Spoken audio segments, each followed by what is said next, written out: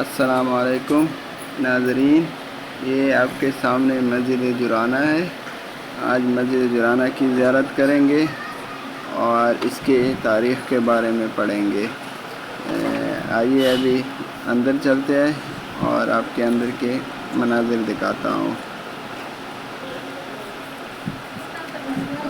مسجد جرانہ کی تاریخ یہ ہے کہ یہاں پہ حضور اکرم صلی اللہ علیہ وسلم نے جنگ حنین کی مال غنیمت صحابہ کرام میں تقسیم کیا تھا، اور ساتھ ہی یہاں سے احرام باندھ کے عمرہ کی نیت کر کے کعبہ شریف چلے گئے تھے۔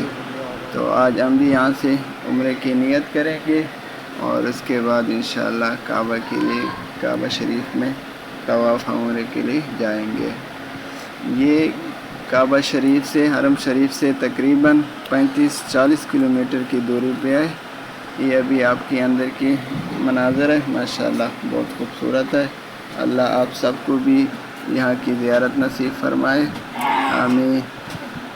ناظرین، اس مسجد سے عمرہ کرنے کی بڑی فضیلت بتائی گئی ہے۔